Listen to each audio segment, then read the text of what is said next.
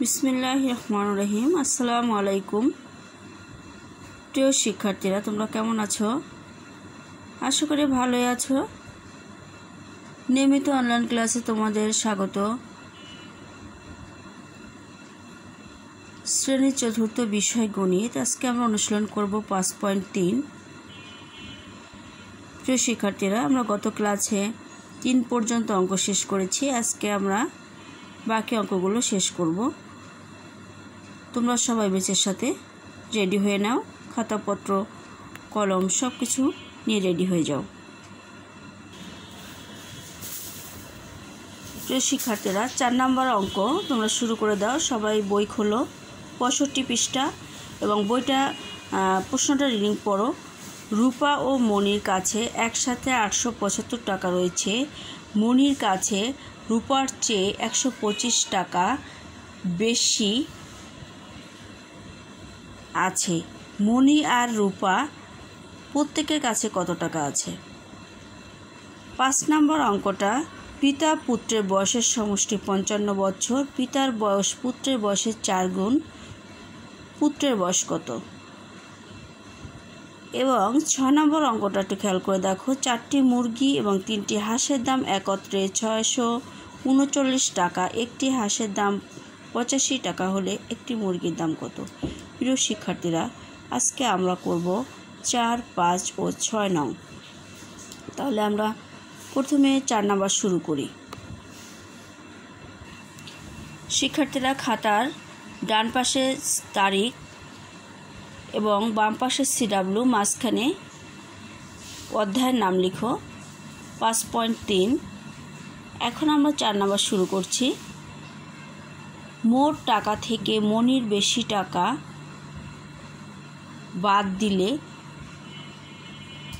দুজনের টাকার পরিমাণ সমান হবে। তাহলে মোট টাকা আছে 875। আমি 875 থেকে 125 টাকা বিয়োগ করে পেয়েছি 750 টাকা। অতএব রূপার কাছে আছে 750 ভাগ 2 সমান 375 টাকা পেয়েছি। তাহলে রূপা পেয়েছে 375 টাকা, বা রূপার কাছে আছে 375 টাকা। এখন আমি মনির টাকা বের করব। মনির কাছে আছে 375 টাকা আর মনির বেশি আছে 125 টাকা। তাহলে যোগ করে পেয়েছি 500 টাকা। তাহলে মোট 500 টাকা। অতএব মনির কাছে আছে 500 টাকা। উত্তর, মনির কাছে আছে 500 টাকা এবং রূপার কাছে আছে 375 টাকা। প্রিয় শিক্ষার্থীরা, এ ছিল 4 নম্বর অঙ্ক। এরপরে আমরা 5 নম্বর অঙ্ক শুরু করব। তোমরা আশা করছি 4 নম্বর অঙ্কটা বুঝতে পেরেছ। ঠিক আছে, চলো আমরা 5 নম্বর অঙ্ক শুরু করে দেই।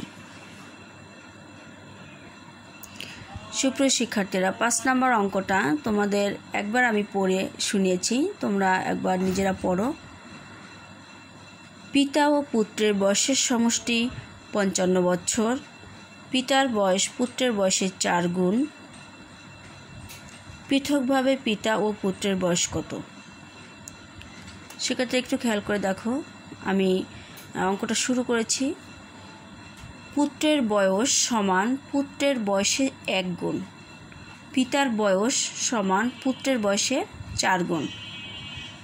পিতা হাইপেন পুত্রের বয়সের সমষ্টি সমান পুত্রের বয়সের 5 গুণ। 1 আর 4 যোগ করে পেয়েছি আমরা 5, তাহলে 5 গুণ।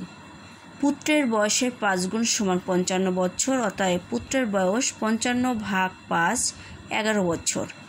আমরা পুত্রের বয়স বের করে ফেলেছি 11 বছর। এখন বের করব পিতার বয়স।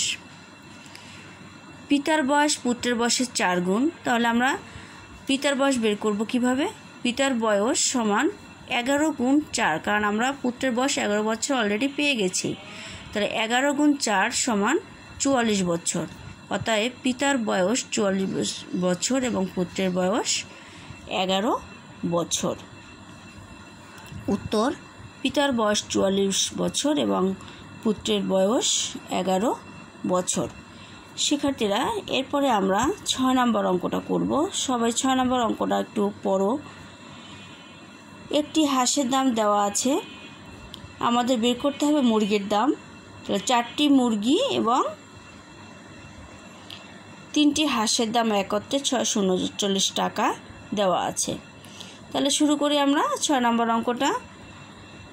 লিখে ফেলি, একটি হাঁসের দাম 85 টাকা, 3টি হাঁসের দাম কত? তাহলে আমরা 3টি হাঁসের দাম পেয়েছি 255 টাকা গুণ করে 85 গুণ 3, 3 5 15, 5 হাতে 1, 3 8 24 আর 1 25, 255 টাকা পেয়েছি। এখন আমরা প্রথমে যে লেখা আছে 4টি মুরগি এবং 3টি হাঁসের দাম একত্রে